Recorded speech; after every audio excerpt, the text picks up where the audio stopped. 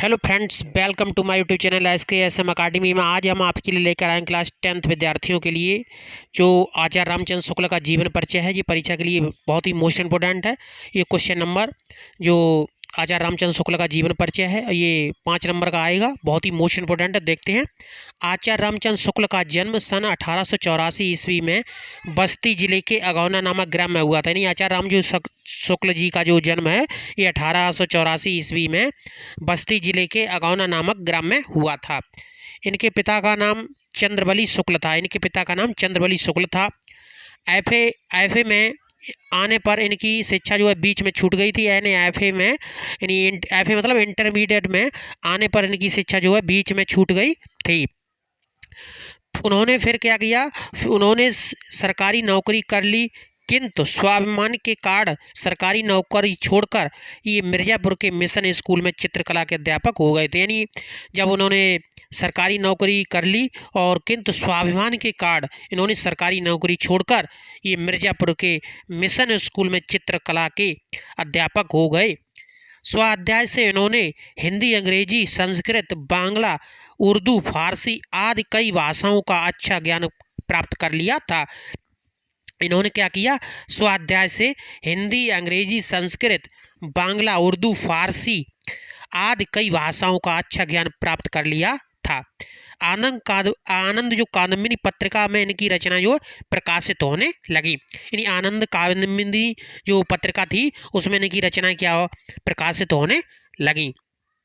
फिर इन्होंने क्या किया, फिर इन्होंने नागरी प्रचारी सभा काशी से संबद्ध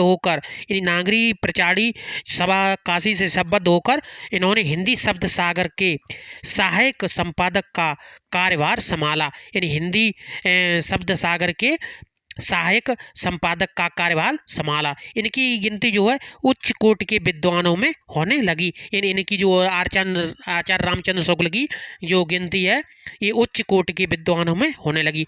कुछ समय के बाद ये काशी हिंदू विश्वविद्यालय के हिंदी विभाग में अध्यापक नियुक्त किए गए। यानी कुछ समय के बाद किया, ये इनकी गिनती जो विद्वानों में होने लगी। फिर उसके बाद ये काशी हिंदू विश्वविद्यालय के हिंदी विभाग में ये अध्यापक नियुक्त किए गए और इनके मतलब प्रशंसा होने लगी कि ये बहुत ही अच्छे विद्वान हैं, ये लेखक हैं। फिर इनका स्वर्गवास जो है सन 1941 ईस्वी में हो गया। ये बहुत बड़े विद्वान थे और इनका जन्म जो है 1884 ईस्वी में बस्ती जिले के अगौना नामक ग्राम में हुआ था। अब देखते हैं कृतियाँ। इन कृतियाँ पूछेगा, किसी एक कृति का नाम पूछेगा तो हम कृतियाँ बहुत सी बता रहे हैं आपको जो मोस्ट इंपोर्टेंट हैं। तो इनकी कृतियाँ जो है निम्नलिखित हैं और इनकी कृति जो है चिंतामणि और विचार बीथी है। इनकी जो कृति है चिंतामणि और विचार बीथी है, रश्मि मानसा है, त्रिवेणी है, तुलसी ग्रंथावली है, जायसी ग्रंथावली है, हिंदी शब्द सागर है और भ्रमर गीत सार है और आनंद कादम्बिनी भी है। यानी ये इनकी जो कृतियाँ ये बहुत ही मोस्ट इंपोर्टेंट है। आई होप वीडियो कैसी लगी कमेंट बॉक्स में जाकर कमेंट अवश्य करें और अपने दोस्तों के साथ वीडियो को शेयर करें। सभी को राधे राधे, जय श्री राधे राधे।